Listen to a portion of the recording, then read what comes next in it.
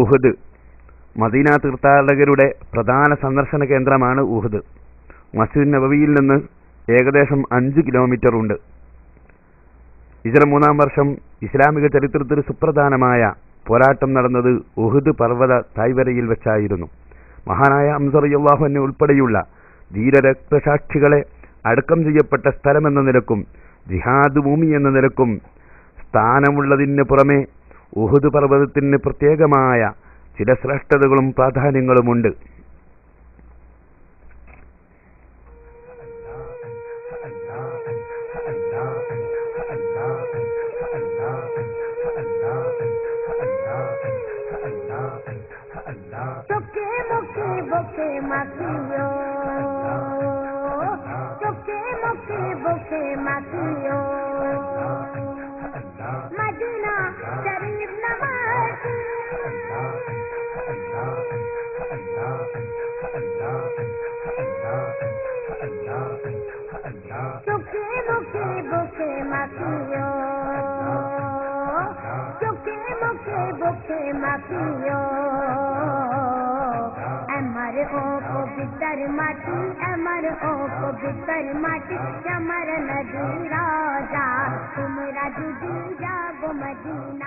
ഇതാണ് ജബലുർ റുമാത്ത് എന്ന് പറയുന്ന കുന്ന്. ഈ മലമുകളിലാണ് നബി സല്ലല്ലാഹു അലൈഹി വസല്ലമ തങ്ങൾ 50 അമ്പെയ്ത്തുകാരെ നിർത്തിയത്.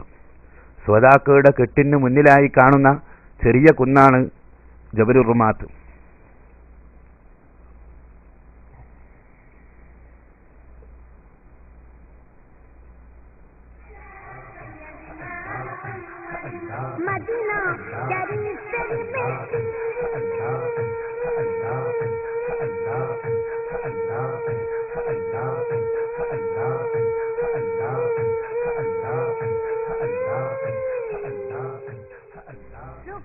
നബി സല്ലല്ലാഹു അലൈഹി വസല്ലം പറഞ്ഞു, ഉഹുദ് പർവ്വതം നാം അതിനെയും അതിനമ്മയും സ്നേഹിക്കുന്നുണ്ട്.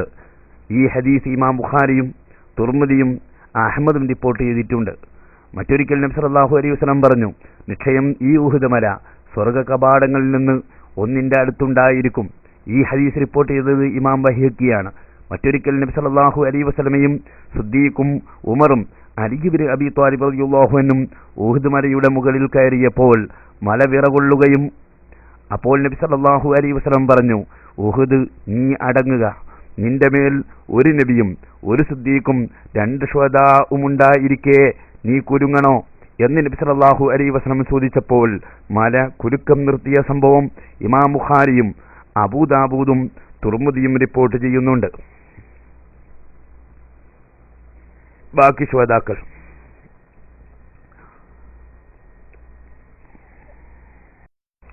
ഹംസ റളിയല്ലാഹു അൻഹു ഉൾപ്പെടെ 1-ലധികം പേരെ ഉഹുദിൽ ഒരു ഖബറിലായിരുന്നു അടക്കം ചെയ്തിരുന്നത്.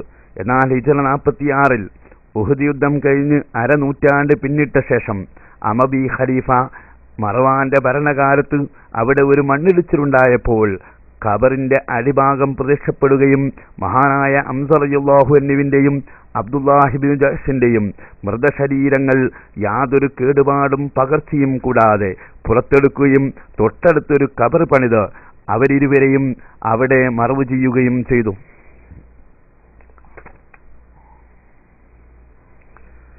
നിങ്ങളിപ്പോൾ കണ്ടുകൊണ്ടിരിക്കുന്നത് ഉഹുദ് മലയും തായ് ഭാഗത്തുള്ള പള്ളിയും വലിയ മതിൽക്കെട്ട്.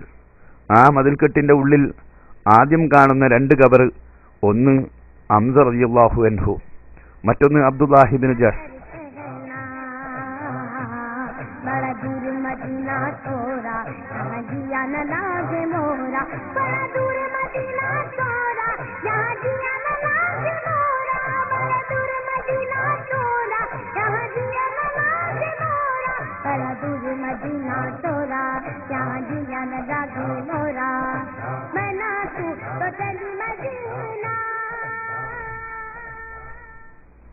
മുന്നിൽ കാണുന്ന വലിയ മല അതാണ് ഉഹുദ് മല. അതിന് ഇപ്പുറം കാണുന്ന വലിയ മതിൽക്കെട്ട് ശ്രോതാക്കൾ അന്ത്യവിശ്രമം കൊള്ളുന്ന സ്ഥലം. നേരെ മുന്നിൽ കാണുന്ന കുന്ന്, ചെറിയ കുന്ന്, അതാണ് ജബലുർ റുമാത്ത്. 50 അമ്പെയ്ത്തുകാരെ നബി സല്ലല്ലാഹു അലൈഹി വസല്ലമ ഈ കുന്നിന്റെ മുകളിൽ നിർത്തുകയും മലയിടുക്കിലൂടെ വരുന്ന ശത്രുവിലേക്കും അവരുടെ കുതിരയിലേക്കും അമ്പെറിയാൻ വേണ്ടി കൽപ്പിക്കുകയും ഒരു കാരണവശാലും യുദ്ധം കഴിയാതെ നിങ്ങൾ ഇറങ്ങരുതെന്ന് കൽപ്പിക്കുകയും ചെയ്തിരുന്നു.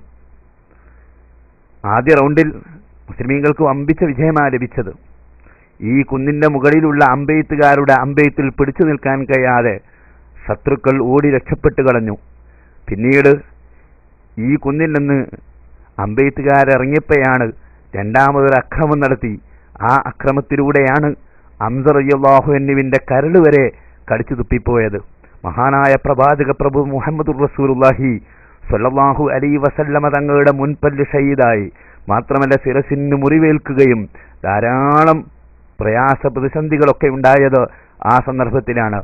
അനസ് ഇബ്നു നദർ റളിയല്ലാഹു അൻഹു അടക്കമുള്ള സ്വഹാബത്ത് നബിയെ വലയം ചെയ്ത് നബിയുടെ ചുറ്റുഭാഗത്തും ഓടിക്കളിച്ചത് അനസ് ഇബ്നു നദർ റളിയല്ലാഹു അൻഹുവിന്റെ നെഞ്ചിലേക്കും അതുപോലെ തന്റെ ശരീരത്തിലേക്കും അമ്പുകളും വാളുകളും വരുമ്പോൾ ഇന്നീല അജിദു റീഹൽ ജന്നത്തി മിൻ വറാഇ ഉഹുദ് എന്ന് പറഞ്ഞ സംഭവങ്ങളൊക്കെ നമുക്ക് ഇവിടെ കാണാവുന്നതാണ്, ഓർക്കാവുന്നതാണ്.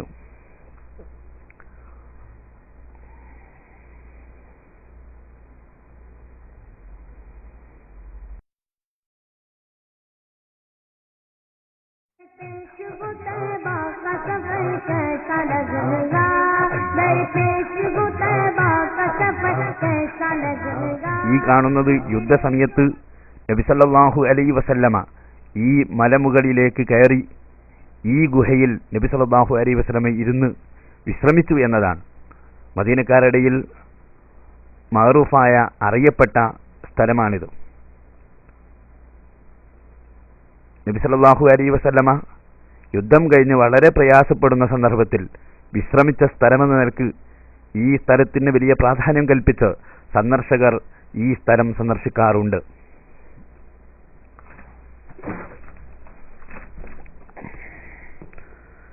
അൽ മദീനത്തുൽ മുനവ്വറ സുവറും മിനത്ത് താരീഖ് എന്ന് പറയുന്ന ഗ്രന്ഥത്തിൽ ഫോട്ടോ സഹിതം കൊടുത്ത് ഈ സ്ഥലം പരിചയപ്പെടുത്തുന്നുണ്ട്.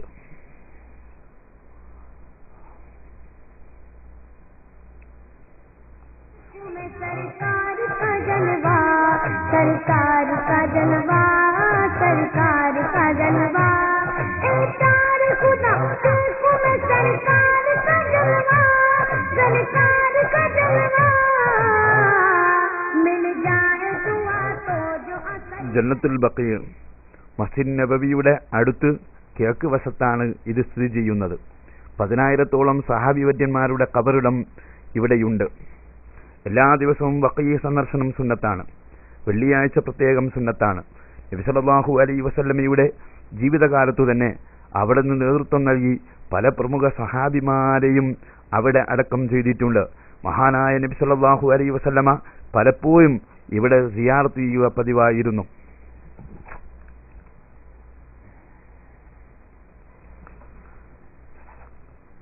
മൂന്നാം ഖലീഫ ഉസ്മാൻ ബിൻ അഫ്ഫാൻ റളിയല്ലാഹു അൻഹുവിന്റെ മഖ്ബറ ഈ ജന്നത്തുൽ ബഖീന്റെ മധ്യത്തിലാണ്. ജന്നത്തുൽ ബഖീന്റെ തുടക്കത്തിൽ നിങ്ങൾക്ക് കാണാം അഹ്ലു ബൈത്തിന്റെ മഖ്ബറ. നബി സല്ലല്ലാഹു അലൈഹി വസല്ലമ തങ്ങളുടെ മകൾ ഫാത്തിമ റളിയല്ലാഹു അൻഹ, അബ്ബാസ് റളിയല്ലാഹു അൻഹു, ഫാത്തിമ റളിയല്ലാഹു അൻഹയുടെ മക്കളാകുന്ന ഹസൻ ഹുസൈൻ റളിയല്ലാഹു അൻഹു. ഹുസൈൻ റളിയല്ലാഹു അൻഹുവിന്റെ തല മാത്രമാണുള്ളത്. പിന്നീട് നബി സല്ലല്ലാഹു അലൈഹി വസല്ലം തങ്ങളുടെ പെൺകുട്ടികൾ, നബിയുടെ ഭാര്യമാർ. മാത്രമല്ല ബഹുമാനപ്പെട്ട ഇമാം മാലിക് റളിയല്ലാഹു അൻഹു, ഇമാം നാഫി റളിയല്ലാഹു അൻഹു, ഉസ്മാൻ റളിയല്ലാഹു അൻഹുവിന്റെ തൊട്ടടുത്തായി നിങ്ങൾക്ക് കാണാം അലീമത്തു സഅദിയ റളിയല്ലാഹു അൻഹയുടെ മഖ്ബറ. അലീമത്തു സഅദിയ നബി സല്ലല്ലാഹു അലൈഹി വസല്ലം തങ്ങൾക്ക് 2 വർഷം മുല കൊടുക്കുകയും 4 വർഷം നബിയെ നോക്കി വളർത്തുകയും ചെയ്ത ഉമ്മ. ആ ഉമ്മയുടെ ഖബർ ഉസ്മാൻ റളിയല്ലാഹു അൻഹുവിന്റെ തൊട്ടടുത്താണ്. നേരെ അപ്പുറം 2 വലിയ മഖ്ബറകൾ കാണാം, കെട്ടിപ്പൊക്കിയ 2 മഖ്ബറകൾ. അത് സഅദ് ഇബ്നു മുആദ് റളിയല്ലാഹു അൻഹു, അബാ സഈദ് അൽ ഖുദരി തുടങ്ങിയ മഹാന്മാരുടെ ഖബറുകളാണ്.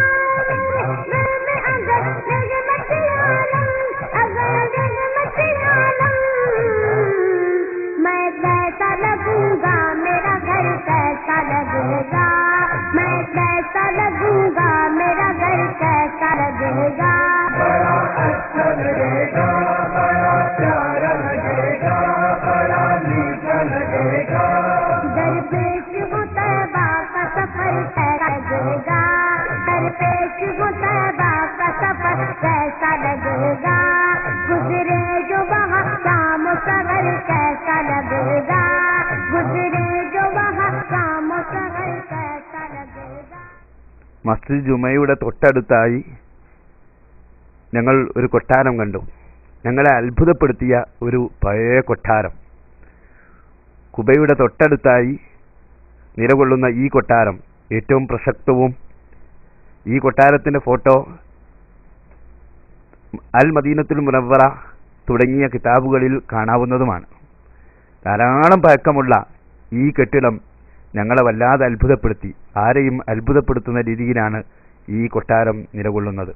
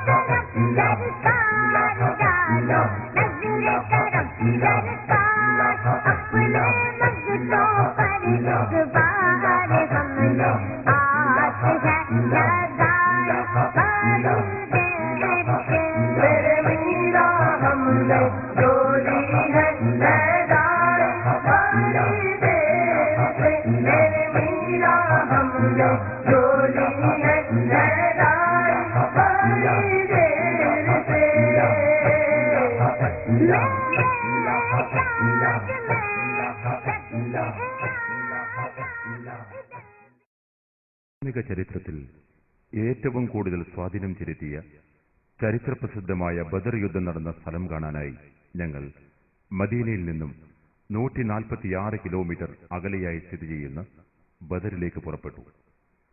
സൗദി അറേബ്യയിലെ ഗതാഗത സൗകര്യങ്ങൾക്ക് വിഭിന്നമായി ബദറിലേക്കുള്ള വീതി കുറഞ്ഞതും അതോടൊപ്പം ടൂവേയുമാണ്.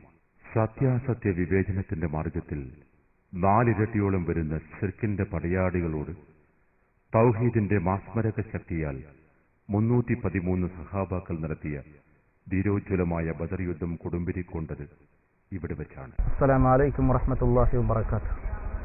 ചരിത്രഭൂമിയിലൂടെ തീർത്ഥയാത്ര എന്ന ഞങ്ങളുടെ ഈ ഡോക്യുമെന്ററി ചിത്രീകരിക്കാനായി നീണ്ട യാത്രയ്ക്ക് ശേഷം ഞങ്ങൾ ബദറിലെത്തിയിരിക്കുകയാണ്. ചരിത്ര പ്രസിദ്ധമായ ബദർ പോർക്കളമാണിത്. സത്യവും അസത്യവും വേർതിരിഞ്ഞ സ്ഥലമാണിത്. മഹാനായ പ്രവാചക തിരുമേനി സല്ലല്ലാഹു അലൈഹി വസല്ലമ തങ്ങളുടെ അനിശ്ചയിച്ച നേതൃത്വത്തിന് കീഴിൽ 313 സഹാബാക്കിറാമിങ്ങൾ 1000 ചില്ലാനം വരുന്ന ശസ്ത്രപക്ഷവുമായിട്ട് ധീരോജ്വലമായ പോരാട്ടത്തിലൂടെ വീരവിജയം കരസ്ഥമാക്കിയ ബദർ പോർക്കളമാണിത്. ബദറിൽ വെച്ച് രക്തസാക്ഷിത്വം വരിച്ച 14 സഹാബാക്കിറാമിങ്ങളിൽ 13 പേർ അന്ത്യവിശ്രമം കൊള്ളുന്നത് ആ മതിൽക്കെട്ടിനകത്ത് വെച്ചാണ്. സയ്യിദുന ഉബൈദത്ത് റളിയല്ലാഹു അൻഹു മദീനയിലേക്കുള്ള യാത്രാമധ്യേ മരണപ്പെടുകയും മരണപ്പെട്ട സ്ഥലത്ത് വെച്ച് തന്നെ അദ്ദേഹത്തെ ഖബറടക്കുകയും ചെയ്തു. പരിശുദ്ധ റമളാൻ 16 വൈകിട്ട് നടന്ന ആ ചരിത്രപ്രസിദ്ധമായ യുദ്ധത്തിൽ സത്യവും ധർമ്മവും നീതിയും ജയിച്ചു. ഈമാന്റെ വക്താക്കളെ ജയിപ്പിക്കാൻ അല്ലാഹു മലക്കുകളെ പോലും വാനലോകത്ത് നിന്നിറക്കിക്കൊടുത്തു. ശത്രുപക്ഷത്തിന്റെ വൈഫല്യമല്ല, മറിച്ച് ഈമാനിന്റെ തെളിച്ചമാണ് വിജയത്തിന് നിദാനമെന്ന് ഈ യുദ്ധം തെളിയിച്ചു. കപടവിശ്വാസികൾ പിന്തിരിഞ്ഞപ്പോൾ നബിയെ, അങ്ങ് ഞങ്ങളെ കടലിന്റെ അഗാധ ഗർത്തങ്ങളിലേക്കാണ് നയിക്കുന്നതെങ്കിൽ തോണിയില്ലാതെ തുഴയില്ലാതെ ഞങ്ങൾ അങ്ങയെ അക്ഷരാർത്ഥത്തിൽ പിന്തുടരുക തന്നെ ചെയ്യും എന്ന സഅദ് ഇബ്നു മുആദ് റളിയല്ലാഹു അൻഹുവിന്റെ ധീരമായ പ്രഖ്യാപനം മറ്റുള്ളവർക്ക് കൂടുതൽ ആവേശം പകർന്നു. ബദർ യുദ്ധത്തിൽ വീര രക്തസാക്ഷിത്വം വരിച്ച 14 പേരിൽ 13 പേരെയും മറവ് ചെയ്തിരിക്കുന്ന സ്ഥലത്തിനു ചുറ്റും ഇന്നൊരു മതിൽകെട്ട് പണിതിരിക്കുന്നു. യുദ്ധം കൊടുമ്പിരിക്കൊണ്ട സ്ഥലത്ത് തന്നെയാണിത് സ്ഥിതി ചെയ്യുന്നത്. യുദ്ധത്തിനു ശേഷം മദീന യാത്രക്കിടയിലാണ് ഉബൈദത്ത് റളിയല്ലാഹു അൻഹു രക്തസാക്ഷിത്വം പൂർത്തിയാക്കിയത്. ബദർ യുദ്ധത്തിൽ ഇസ്ലാമിക പക്ഷത്തു നിന്നും വീര രക്തസാക്ഷിത്വം വരിച്ച 14 ശുഹാദാക്കളുടെ പേരുകൾ ഈ ശിലാഫലകത്തിൽ രേഖപ്പെടുത്തിയിരിക്കുന്നു. ബദർ ശുഹാദാക്കളെക്കുറിച്ചും യുദ്ധ പശ്ചാത്തലത്തെക്കുറിച്ചും ബദറിന്റെ കാവൽക്കാരൻ ഉസ്താദ് അബ്ദുൽ ഫത്താഹ് അല്പം വിശദീകരിച്ചു. ക്യാമറയ്ക്ക് മുന്നിൽ നിൽക്കാൻ അദ്ദേഹം ആദ്യം അല്പം വിസമ്മതിച്ചുവെങ്കിലും ഞങ്ങളുടെ നിർബന്ധത്തിന് അദ്ദേഹം അവസാനം വഴങ്ങുകയായിരുന്നു. عاقل بن البكير مهجع بن صالح صفوان بن وهب الأنصار سعد بن خيثمة مبشر بن عبد المنذر يزيد بن الحارث عمير بن الحمام رافع بن المعلى حارث بن سراقة عوف بن عفراء معوذ بن عفراء. هؤلاء أبناء عفراء هم الذين طرحوا أبا جهل أرضا، وكانت أعمارهم لا تتجاوز 12 و13. هم الذين طرحوا أبو جهل في المعركة، ثم قتله عبد الله بن مسعود رضي الله عنه، رقع على صدره وقال أبا جهل قد ارتغيت مرتغا صعبا يا رويع الغنم، فقطع عبد الله بن مسعود رضي الله عنه رأسه وأتى به إلى النبي صلى الله عليه وسلم وكبر وقال هذا فرعون هذه الأمة. ബദർ പ്രവാചക തങ്ങൾ പ്രാർത്ഥനയിലേർപ്പെട്ട മസ്ജിദ് അരീഷ്. ഈ കൊച്ചു സംഘത്തെ നീ നശിപ്പിച്ചാൽ നാളെ നിന്നെ മാത്രം ആരാധിക്കാൻ ഭൂമുഖത്ത് ആരും അവശേഷിക്കില്ല റബ്ബേ. അതുകൊണ്ട് സത്യത്തെ നീ വിജയിപ്പിക്കേനെ എന്ന് പുണ്യ തിരുമേനി തങ്ങൾ കരളൊരുക്കി പ്രാർത്ഥിച്ചത് ഈ മസ്ജിദിൽ വെച്ചായിരുന്നു. ബദർ പോർക്കളത്തിന് തൊട്ടടുത്തായി സ്ഥിതി ചെയ്യുന്ന കൊച്ചു ലൈബ്രറിയും ഞങ്ങൾ സന്ദർശിച്ചു. അറബി, ഇംഗ്ലീഷ് പുസ്തകങ്ങൾക്ക് പുറമെ മലയാളം, ഉറുദു, ബംഗാളി, ഇന്തോനേഷ്യൻ ഭാഷകളിൽ പുസ്തകങ്ങളുടെ ഒരു വൻ ശേഖരം തന്നെ ഈ ലൈബ്രറിയിലുണ്ട്. വിജ്ഞാന കുതുകികൾക്കും സത്യാന്വേഷികൾക്കും വേണ്ടി സൗജന്യമായാണ് ഈ പുസ്തകങ്ങൾ വിതരണം ചെയ്യുന്നത്. സൗദി തുറമുഖ നഗരമായ ജിദ്ദയിൽ നിന്നും പുണ്യനഗരമായ വിശുദ്ധ മെക്ക ലക്ഷ്യമാക്കി ഞങ്ങളുടെ വാഹനം നീങ്ങിത്തുടങ്ങി. വിശുദ്ധ മെക്കയിലേക്ക് തീർത്ഥാടക ലക്ഷങ്ങളെ സ്വാഗതം ചെയ്യുന്ന മെക്ക ഗേറ്റ്. ഭൂഗോളത്തിന്റെ മുക്കുമൂലകളിൽ നിന്നും ജിദ്ദ അന്താരാഷ്ട്ര വിമാനത്താവളത്തിലെ ഹജ്ജ് ടെർമിനലിൽ വന്നിറങ്ങുന്ന ലക്ഷോപലക്ഷം ഹാജിമാർ മെക്കയിലേക്ക് തിരിക്കുമ്പോൾ അവരെ ആദ്യം സ്വീകരിക്കുന്നത് ഈ കവാടമാണ്. മെക്ക നഗരത്തിന്റെ പടിഞ്ഞാറേ അതിർത്തി ഇവിടെ മുതൽ ആരംഭിക്കുന്നു. പണ്ടുകാലത്ത് ഹജ്ജിനായി കപ്പലിൽ വന്നിരുന്നവർ ഇറങ്ങിയിരുന്നത് ജിദ്ദയിലെ ഈ തുറമുഖത്താണ്. ഇസ്ലാമിക് പോർട്ട് എന്ന പേരിൽ ഇന്നും അത് നിലനിൽക്കുന്നു. പരിശുദ്ധ കഅബയെയും വിശുദ്ധ ഹറമുകളെയും നെഞ്ചിലേറ്റി മാസങ്ങൾ നീണ്ട ഭക്തിസാന്ദ്രമായ കടൽ യാത്രയ്ക്ക് ശേഷമാണ് പൂർവികർ ഇവിടെ വന്നിറങ്ങിയിരുന്നതെങ്കിൽ ഇന്ന് ലോകത്തിന്റെ ഏത് കോണിൽ നിന്നും മണിക്കൂറുകളുടെ ആകാശയാത്രയേ വേണ്ടൂ ഇവിടെ എത്താൻ. لبيك اللهم لبيك لبيك لا شريك لك لبيك إن الحمد والنعمة لك والملك لا شريك لك لبيك اللهم لبيك لبيك لا شريك لك لبيك إن الحمد والنعمة لك والملك لا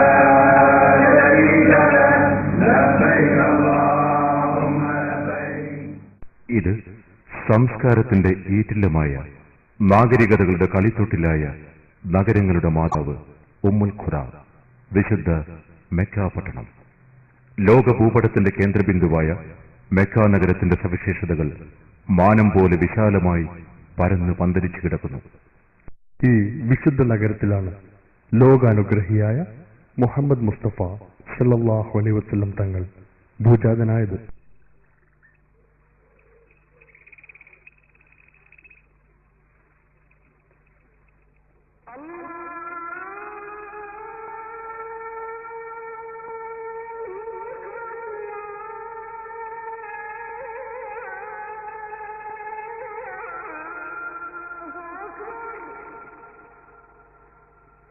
പരിശുദ്ധ കഅബയെ മനോഹരമായി വലയം ചെയ്ത് പ്രശോഭിച്ചു നിൽക്കുന്ന ഏകദൈവ വിശ്വാസത്തിന്റെ ആഗോള ആസ്ഥാന മന്ദിരമായ മസ്ജിദുൽ ഹറം. ഒരു നേരത്തെ നമസ്കാരത്തിന് മറ്റു പള്ളികളെ അപേക്ഷിച്ച് 1,00,000 ഇരട്ടി പ്രതിഫലം കൂടുതൽ വാഗ്ദാനം ചെയ്തിട്ടുള്ള പരിശുദ്ധ ഹറമിലേക്ക് ദേശഭാഷാ വർണ്ണവ്യത്യാസമില്ലാതെ തീർത്ഥാടക ലക്ഷങ്ങളുടെ അനുസ്യൂതമായ പ്രവാഹം തുടർന്നുകൊണ്ടേയിരിക്കുന്നു.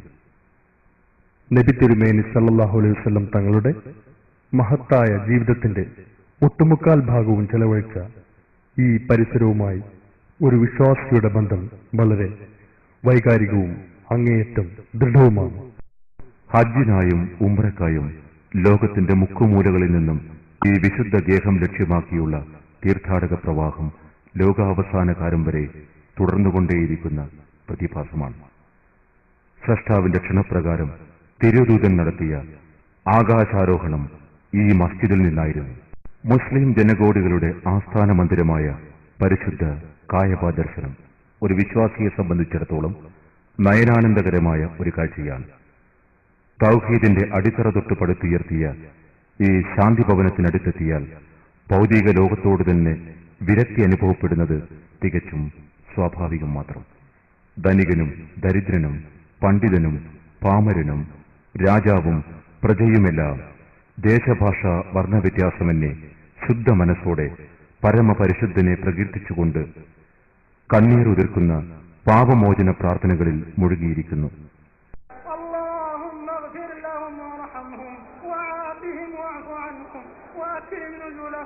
ووسع مدخلهم واغسلهم بالماء والثلج والبرد ونقهم من الذنوب والخطايا كما ينقى الثوب الأبيض من الدنس.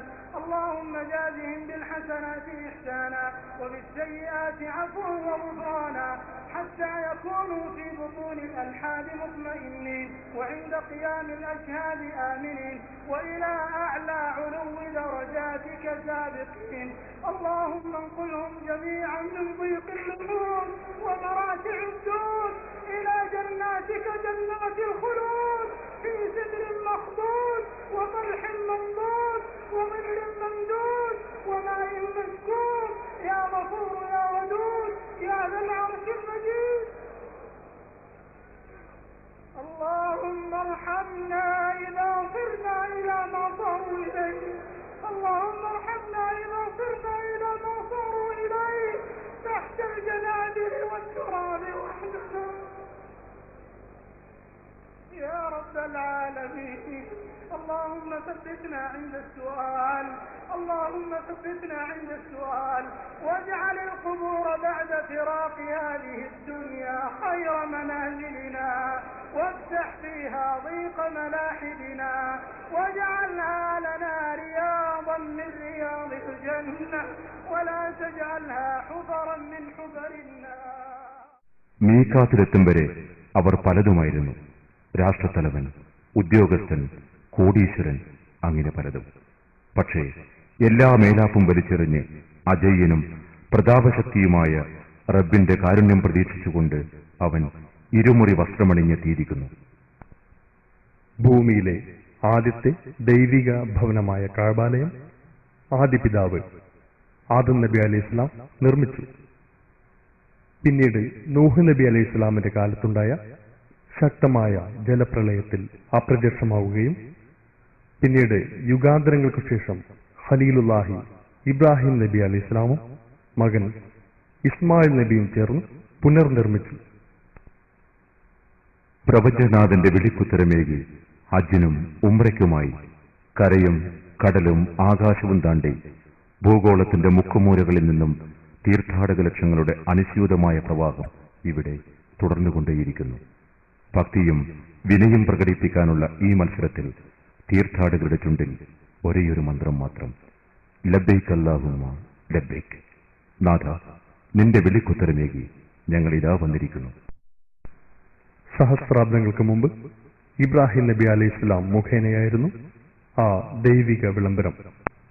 അത് വിശുദ്ധ ഖുർആൻ ഇങ്ങനെ ഉദ്ധരിക്കുന്നു: الحج يأتوك رجالا وعلى كل ضامر يأتين من كل فج عميق مسمى ثم محلها إلى البيت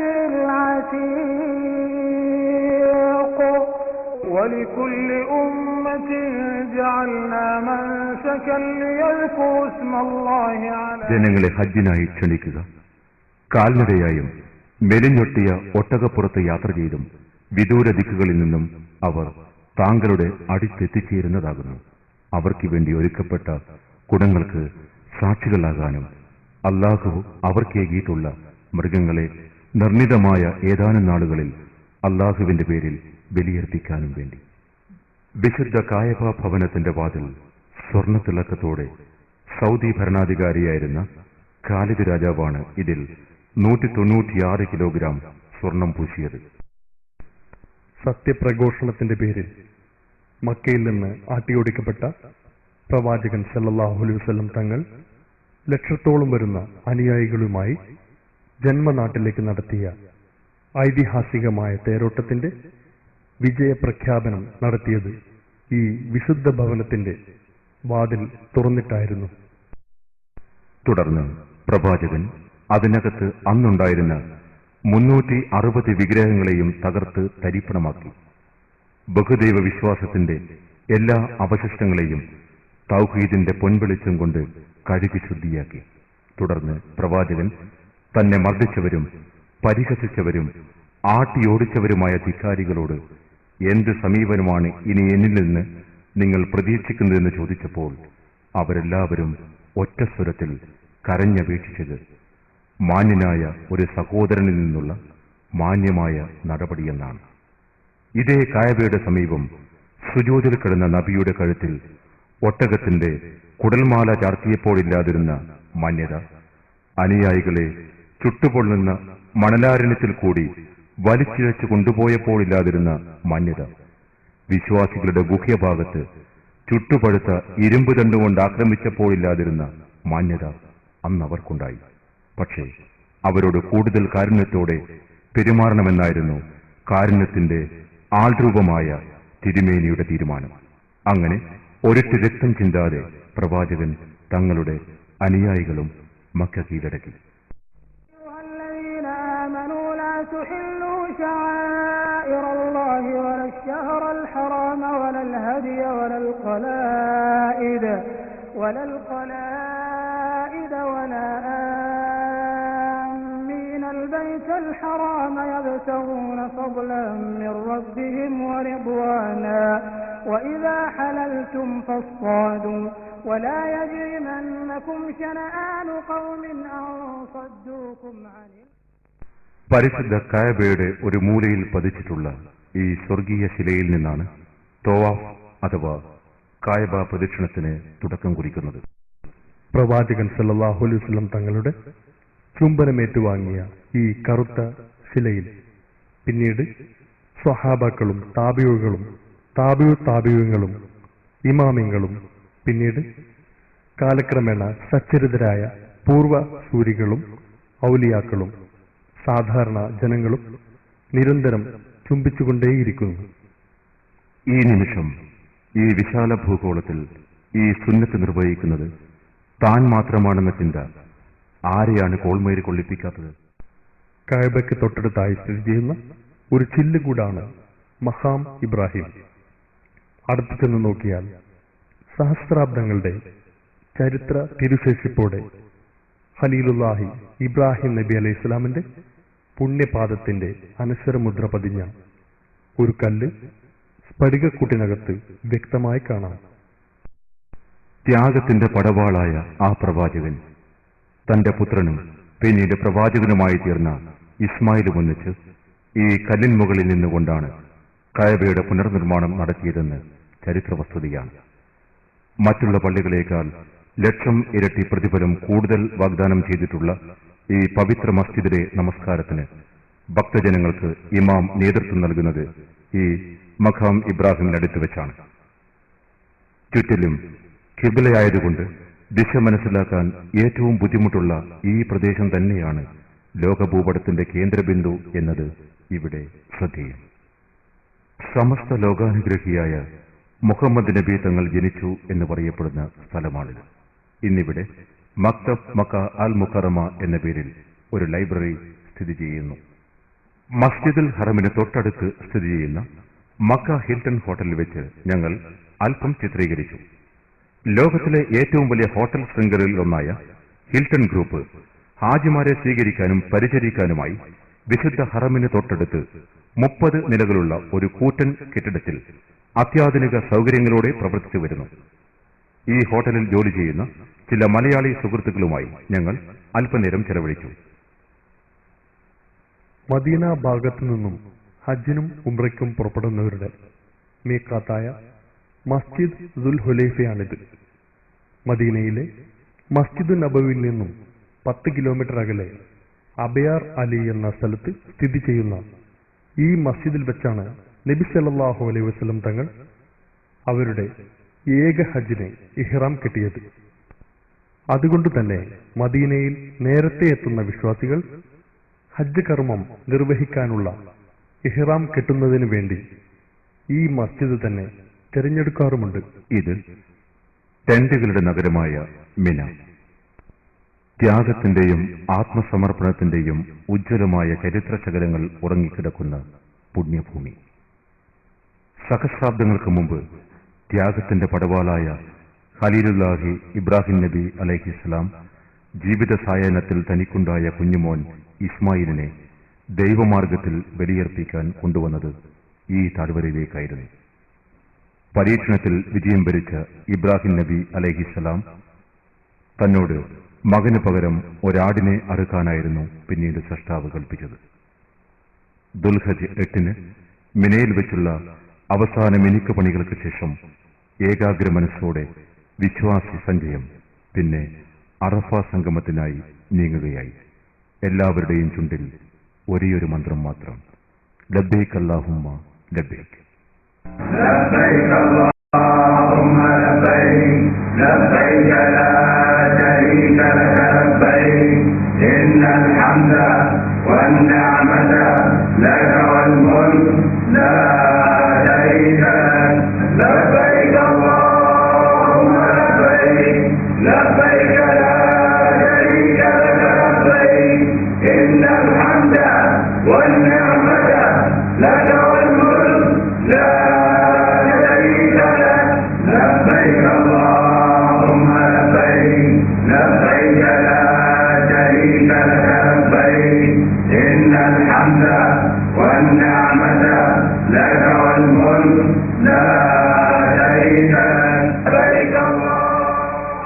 ഏകദിന നഗരമായ അറഫയാണിത്. വർഷത്തിൽ ദുൽഹജ് 9 മാത്രം ജനനിബിഡമാകുന്ന ഈ ചരിത്രഭൂമിയിലാണ് ഹജ്ജിന്റെ ഏറ്റവും പ്രധാന ചടങ്ങ് അരങ്ങേറുന്നത്. ഹജ്ജുൽ അറഫ. ഹജ്ജ് എന്നാൽ അറഫ എന്നാണ് നബി തിരുമേനി സല്ലല്ലാഹു അലൈഹി വസല്ലം തങ്ങൾ ലോകത്തെ പഠിപ്പിച്ചത്. ഹജ്ജിന്റെ മറ്റു ചടങ്ങുകൾ നഷ്ടപ്പെട്ടു പോയാൽ പ്രായശ്ചിത്തമുണ്ടെങ്കിലും അറഫ സംഗമത്തിൽ പങ്കെടുക്കാത്ത ഒരാൾക്ക് ഹജ്ജ് തന്നെയില്ല. മുഴുവൻ ഹാജിമാരും ഒരുമിച്ച് ഒരു സ്ഥലത്ത് ഒരേ സമയം സമ്മേളിക്കുന്ന ഏക ചടങ്ങും ഇതുമാത്രമാണ്. മഖ്ശറ വൻ സഭയിലെ വിചാരണയെ സ്മരിപ്പിക്കും വിധം ലക്ഷക്കണക്കിന് ഹാജിമാർ സമ്മേളിക്കുന്ന അറഫ ഭൂമിയുടെ ചരിത്ര പശ്ചാത്തലം വിശാലമാണ്. സ്വർഗത്തിൽ നിന്നും ഭൂമിയിലേക്ക് അയക്കപ്പെട്ട ആദിപിതാവ് ആദം നബി അലൈഹിസ്സലാമും നമ്മുടെ വന്ധ്യമാതാവ് ഹവ്വാ ബീവിയും ഭൂമിയിൽ വെച്ച് ആദ്യം കണ്ടുമുട്ടിയ ഇതേ അറഫ താഴ്വരയിൽ വെച്ചാണ് 1400 വർഷങ്ങൾക്ക് മുമ്പ് അന്ത്യപ്രവാചകൻ മുഹമ്മദ് നബി തിരുമേനി തങ്ങൾ ചിന്തോദീപകവും ചരിത്രപ്രസിദ്ധവുമായ വിടവാങ്ങൽ പ്രസംഗം നടത്തിയത്. അർത്ഥഗാംഭീര്യവും ചിന്താബന്ധരവും ഹൃദയസ്പർശവുമായ ആ പ്രൗഢോജ്വല മനുഷ്യാവകാശ പ്രസംഗം ചരിത്രത്തിന്റെ സുവർണതാളുകളിൽ തങ്കലിപികളാൽ ആലേഖനം ചെയ്യപ്പെട്ടിരിക്കുന്നു. ലക്ഷത്തിൽ പരം വരുന്ന സഹാബാക്കളെ മാത്രമായിരുന്നില്ല പ്രവാചകൻ സല്ലല്ലാഹു അലൈഹി വസല്ലം തങ്ങൾ അഭിസംബോധന ചെയ്തത്. മറിച്ച് ലോക അവസാന കാലം വരെ വരാനിരിക്കുന്ന ഈ അനുഗ്രഹീത ഉമ്മത്തിനെ മൊത്തം അഭിസംബോധന ചെയ്യുകയായിരുന്നു. لبيك اللهم لبيك لبيك لا شريك لك لبيك إن الحمد والنعمة لك والملك لا شريك لك لبيك اللهم لبيك لبيك لا شريك لك لبيك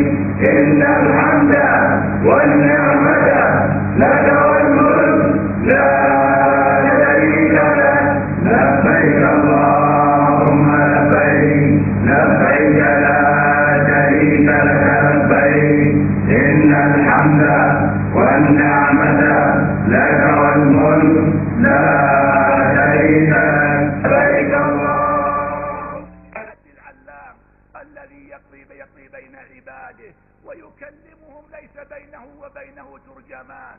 تذكر يوم الطائر الصحف فآخذ كتابه بيمينه وآخذ كتابه. ശ്രദ്ധിക്കുവിൻ, ഇസ്ലാമിന് മുമ്പുള്ള അജ്ഞാനകാലത്തിലെ എല്ലാ അനാചാരങ്ങളും അന്ധവിശ്വാസങ്ങളും ഞാൻ എന്റെ 2 കാലിനടിയിൽ കവിട്ടി താഴ്ത്തപ്പെട്ടിരിക്കുന്നു. അറബിക്ക് അനറബിയേക്കാളോ അനറബിക്ക് അറബിയേക്കാളോ വെളുത്തവന് കറുത്തവനേക്കാളോ കറുത്തവന് വെളുത്തവനേക്കാളോ യാതൊരു മഹത്വവുമില്ല. മനുഷ്യമഹത്വം സ്രഷ്ടാവിനോടുള്ള ഭക്തിയുടെ മാനദണ്ഡമനുസരിച്ചാണ്. നിങ്ങൾ കഴിക്കുന്ന അതേ ആഹാരം നിങ്ങളുടെ അടിമകൾക്കും നൽകുക. നിങ്ങൾ ധരിക്കുന്ന അതേ വസ്ത്രം തന്നെ അവരെയും ധരിപ്പിക്കുക. സ്ത്രീകളുടെ കാര്യത്തിൽ അല്ലാഹുവിനെ ഭയപ്പെടുക. സ്ത്രീകൾക്ക് നിങ്ങളോടും നിങ്ങൾക്ക് സ്ത്രീകളോടും ചില ബാധ്യതകളുണ്ട്. നിങ്ങളുടെ രക്തവും നിങ്ങളുടെ ധനവും അന്യോന്യം പവിത്രമായി കരുതേണ്ടതാണ്. ഈ ദിവസവും ഈ മാസവും ഈ വർഷവും പവിത്രമായതുപോലെ. ഇങ്ങനെ ദീനിന്റെയും ശരീഅത്ത് വിധികളുടെയും പല തത്വങ്ങളും വ്യക്തമായി വിശദീകരിച്ച നബി തിരുമേനി സല്ലല്ലാഹു അലൈഹി വസല്ലം തങ്ങൾ 2 അമൂല്യ സമ്മാനങ്ങളും നമ്മെ ഏൽപ്പിച്ചു. വിമോചനത്തിന്റെ മാർഗദർശനമായ പരിശുദ്ധ ഖുർആനും തിരുസുന്നത്തും. ഇവ രണ്ടും മുറുകെ പിടിച്ചു നടന്നാൽ എന്റെ സമുദായം ഒരു കാലത്തും വഴിപിഴക്കില്ലെന്ന് സന്തോഷവാർത്തയും നമുക്ക് നൽകി. പിന്നീട് സഹാബാക്കളോട് പ്രവാചകൻ ചോദിച്ചു, അല്ലാഹുവിന്റെ സന്നിധിയിൽ വെച്ച് എന്നെക്കുറിച്ച് ചോദിക്കുമ്പോൾ നിങ്ങൾ എന്തു മറുപടി പറയും? സഹാബികൾ ഒന്നടങ്കം പറഞ്ഞു, അങ്ങ് അല്ലാഹുവിന്റെ സന്ദേശം കൃത്യമായി എത്തിച്ചു തന്നുവെന്നും അങ്ങയുടെ ബാധ്യത നിർവഹിച്ചുമെന്നും പറയും. തുടർന്ന് പ്രവാചകൻ ആകാശത്തിലേക്ക് വിരലുയർത്തി 3 പ്രാവശ്യം ഇപ്രകാരം പറഞ്ഞു, അല്ലാഹുവേ, നീ തന്നെ സാക്ഷി. ഈ സന്ദർഭത്തിലാണ് താഴെ പറയുന്ന ഖുർആൻ സൂക്തം അവതരിപ്പിച്ചത്. اليوم يئس الذين كفروا من دينكم فلا تخشوهم واخشون اليوم أكملت لكم دينكم وأتممت عليكم نعمتي ورضيت لكم الإسلام دينا فمن اضطر في مخمصة غير متجانف لإثم فإن الله غفور رحيم يسألونك ماذا أحل لهم قل أحل لكم الطيبات وما علمتم. ഇതേ ദിവസം നിങ്ങൾക്ക് ഞാൻ നിങ്ങളുടെ ദീൻ സമ്പൂർണ്ണമാക്കി തരികയും നിങ്ങളുടെ മേൽ എന്റെ അനുഗ്രഹം പൂർത്തീകരിക്കുകയും ചെയ്തു. ഇസ്ലാമിനെ ദീനായി നിങ്ങൾക്ക് ഞാൻ തൃപ്തിപ്പെടുകയും ചെയ്തു. ഇത് അറഫയിലെ മസ്ജിദ് നമീറ. ഇതിന്റെ മുമ്പിലുള്ള അല്പഭാഗം അറഫയ്ക്ക് പുറത്താണ്. അവിടെ നിന്നാൽ ഹജ്ജ് സ്വീകാര്യമാവുകയില്ല. മാർഗനിർദ്ദേശത്തിന് ധാരാളം പോലീസുകാരും NCC സ്കൗട്ട്സും അവിടെ ജാഗരൂകരായി പ്രവർത്തിക്കുന്നു. 25 ലക്ഷം മുതൽ 30 ലക്ഷം വരെ വരുന്ന ഹാജിമാർ വണ്ടിയിലും കാൽനടയായും അറഫയിൽ നിന്നും മുസ്ദലിഫയിലേക്ക് നീങ്ങുന്ന കാഴ്ച നയനാനന്ദകരമാണ്. ഇത് മുസ്ദലിഫയിലെ പരിശുദ്ധ മഷ്അറുൽ ഹറം. നൈമിഷിക നശ്വര ലോകത്തെ സുഖാഡംബരങ്ങളെക്കാൾ ശാശ്വത പാരത്രിക ലോകത്തെ വിജയത്തിനു വേണ്ടിയാണ് ഈ തുച്ഛമായ വേളയിൽ ഭൗതിക ലോകത്ത് നാം ചെലവഴിക്കേണ്ടതെന്ന് മുസ്ദലിഫയിലെ ഈ ചെറിയൊരു രാപ്പാർക്കലിലൂടെ ഹാജിമാർ ദൃഢപ്രതിജ്ഞയെടുക്കുന്നു. മിനയിലെ കല്ലേറിനായി ഹാജിമാർ മുസ്ദലിഫയിൽ നിന്ന് കല്ല് പെറുക്കുന്നു.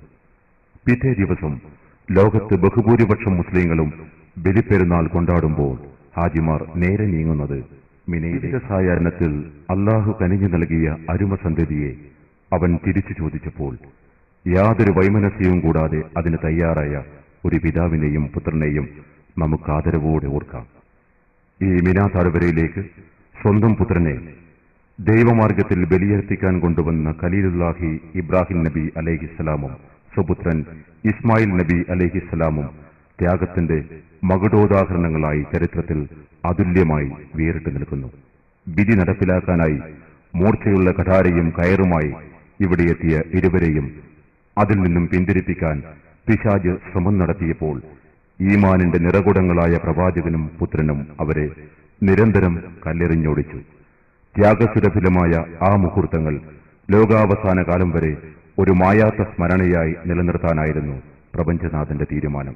ഇന്ന് ഹജ്ജ് കർമ്മത്തിലെ ഏറ്റവും തിരക്കേറിയതും അതുവഴി കൂടുതൽ അപകടം ഒളിഞ്ഞിരിക്കുന്നതുമായ ഈ കല്ലേറ് കർമ്മം നിയന്ത്രിക്കാൻ സൗദി പോലീസും ദ്രുതകർമ്മസേനയും പെരുന്നാൾ ദിനത്തിൽ കൂടുതൽ സജീവമാകുന്നു. പെരുന്നാൾ ദിനത്തിൽ ജംറത്തുൽ അഖബയിലെ കല്ലേറിനു ശേഷം ഹാജിമാർ മുടിവെട്ടുന്നു.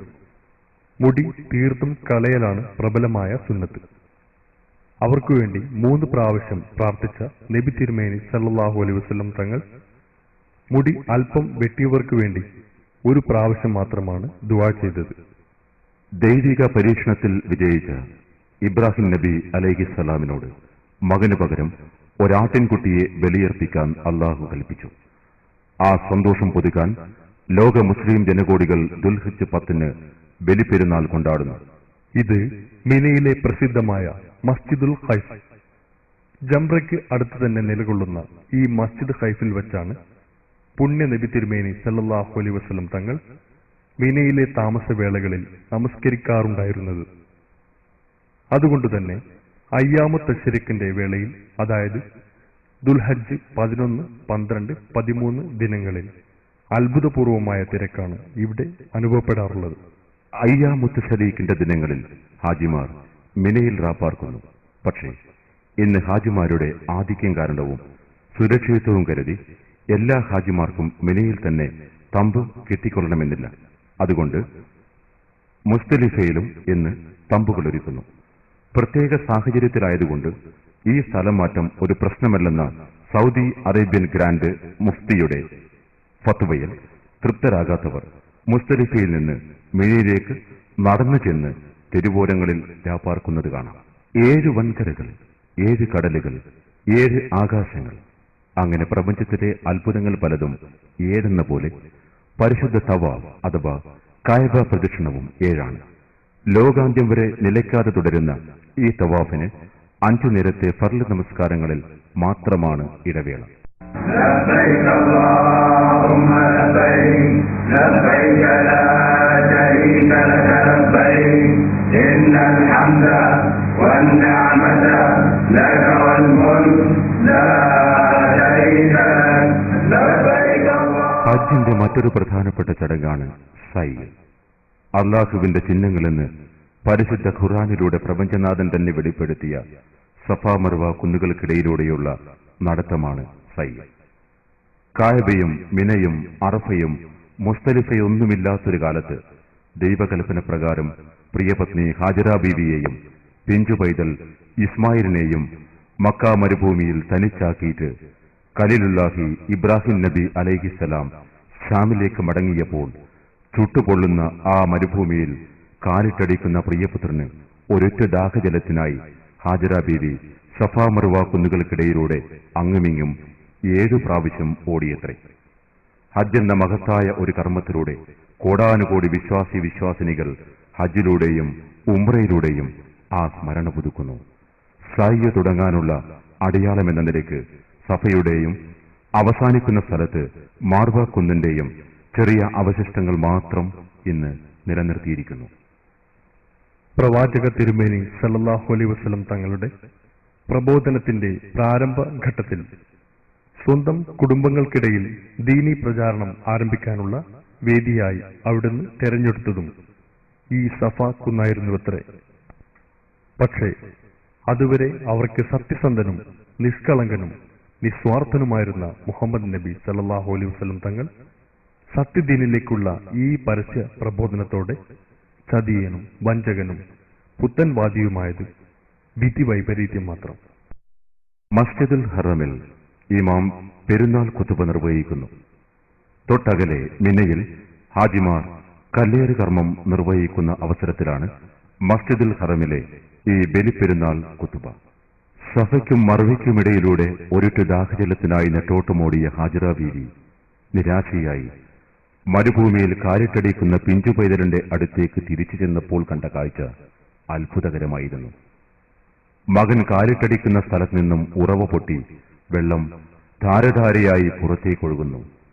ജിബ്രീൽ അലൈഹിസ്സലാമിന്റെ ചിറകടി മുഖേന ഒഴുകിത്തുടങ്ങി അന്നു മുതൽ ഇന്നുവരെ നിലയ്ക്കാതെ പ്രവഹിച്ചുകൊണ്ടിരിക്കുന്ന ഈ അത്ഭുത നീരുറവ സംസം. മസ്ജിദുൽ ഹറമിൽ നിന്ന് 3 കിലോമീറ്റർ അകലെ സ്ഥിതി ചെയ്യുന്ന ജബലുന്നൂറിന്റെ മനോഹരമായ ദൃശ്യം. ഈ മലയുടെ ഏറ്റവും മുകളിലായാണ് വിശുദ്ധ ഖുർആൻ അവതീർണം ആരംഭിച്ച ഹിറാ ഗുഹ സ്ഥിതി ചെയ്യുന്നത്. വിശ്വമാനവരാശിക്ക് മുഴുവൻ പ്രകാശമേകാൻ വേണ്ടി അന്ത്യപ്രവാചകൻ മുഹമ്മദ് മുസ്തഫ സല്ലല്ലാഹു അലൈഹി വസല്ലം തങ്ങളിലൂടെ 23 സംവത്സരങ്ങളിലായി ഇറക്കപ്പെട്ട ദൈവിക ഗ്രന്ഥമായ പരിശുദ്ധ ഖുർആന്റെ അവതീർണത്തിന് ആരംഭം കുറിച്ച ഹിറാ ഗുഹ കാണാൻ ഞങ്ങൾ ജബലുന്നൂറിലേക്ക് പുറപ്പെട്ടു. ബിസ്മില്ലാഹിർ റഹ്മാനിർ റഹീം. اقرأ باسم ربك الذي خلق خلق الإنسان من علق اقرأ وربك الأكرم الذي علم بالقلم علم الإنسان ما لم يعلم كلا إن الإنسان ليطغى أن رآه استغنى إن إلى ربك الرجعى أرأيت الذي ينهى عبدا إذا صلى أرأيت إن كان على الهدى أو أمر بالتقوى أرأيت إن كذب وتولى ألم يعلم بأن الله يرى كلا لئن لم ينته لنسفعا بالناصية ناصية كاذبة خاطئة فليدع ناديه سندع الزبانية.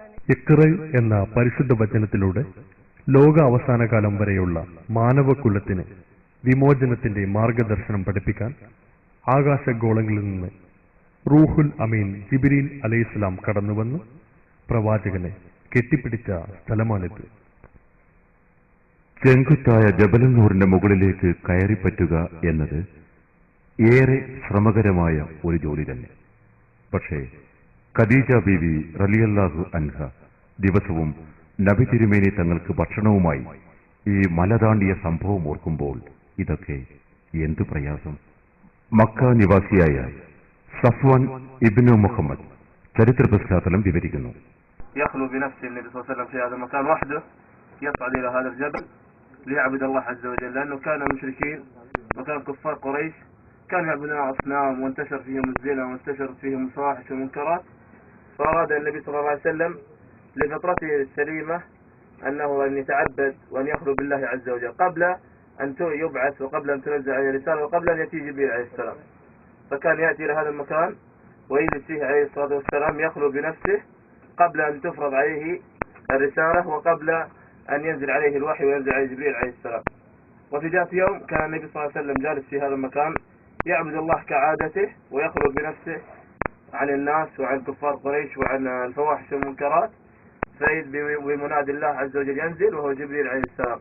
ഹിറാ ഗുഹയിൽ നിന്നും താഴെയിറങ്ങവേ ജബലുന്നൂറിന്റെ മധ്യത്തിൽ വെച്ച് മലമുകളിലേക്ക് കയറുന്ന തിരക്കിൽ ഒരു മലയാളി കുടുംബത്തെ ഞങ്ങൾ കണ്ടുമുട്ടി. സൗദി രാജവംശത്തിനു മുമ്പ് സൗദി അറേബ്യയും വിശുദ്ധ ഹറമുകളുമൊക്കെ പരിപാലിച്ചിരുന്ന തുർക്കി ഭരണാധികാരികളുടെ മക്കയിലെ ഒരു പഴയ ആസ്ഥാന മന്ദിരമാണിത്. ഇത് ജന്നത്തുൽ മാൽ. മസ്ജിദുൽ ഹറമിന് 1 കിലോമീറ്റർ മാത്രം അകലെ സ്ഥിതി ചെയ്യുന്ന ഈ ഖബർസ്ഥാനത്തിലാണ് പ്രവാചകന്റെ പ്രിയപത്നിയും വിശ്വാസികളുടെ വന്ധ്യമാതാവുമായ ഹസ്രത്ത് ഖദീജ ബീവി റളിയല്ലാഹു അൻഹ അന്ത്യവിശ്രമം കൊള്ളുന്നത്. അതോടൊപ്പം തന്നെ പ്രവാചകനെ ജീവന തുല്യം സ്നേഹിക്കുകയും നിർഭാഗ്യവശാൽ അവിശ്വാസിയായ പ്രവാചകന്റെ പിതൃവ്യൻ അബൂ താലിബ് കൂടാതെ റസൂലിനെ കള്ളനും വഞ്ചകനുമെന്ന് മുദ്രകുത്തി പൊതുജന മധ്യത്തിൽ അവഹേളിക്കുകയും ഇസ്ലാമിക പ്രബോധനത്തിന് ശക്തമായ വിലങ്ങുതടിയാവുകയും ചെയ്ത മറ്റൊരു പിതൃവ്യൻ അബൂ ലഹബ് എന്നിവരെയും ഇതിനകത്താണ് അടക്കം ചെയ്തിരിക്കുന്നത്. സത്യപ്രഖ്യാപനത്തിന്റെ പേരിൽ ശത്രുക്കളിൽ നിന്ന് നേരിടേണ്ടി വന്ന കൊടിയ മർദ്ദനങ്ങളും ക്രൂരമായ പീഡനങ്ങളും സഹിക്കവയ്യാതായപ്പോൾ അള്ളാഹുവിന്റെ കൽപ്പന പ്രകാരം രായ്ക്കുരാമാനം അബൂബക്കർ സിദ്ദീഖ് റളിയല്ലാഹു അൻഹുവുമൊത്ത് മക്ക വിട്ട് മദീനയിലേക്ക് ഹിജ്റ പുറപ്പെട്ട പ്രവാചക തിരുമേനി സല്ലല്ലാഹു അലൈഹി വസല്ലം തങ്ങൾ ഒളിച്ചു താമസിച്ച സൗർ ഗുഹ ഈ കുന്നിൻ മുകളിൽ സ്ഥിതി ചെയ്യുന്നു. പരിശുദ്ധ ഖുർആനിൽ പരാമർശിക്കപ്പെട്ട ഈ ഗുഹ മസ്ജിദുൽ ഹറമിൽ നിന്നും 5 കിലോമീറ്റർ അകലെ സ്ഥിതി ചെയ്യുന്നു.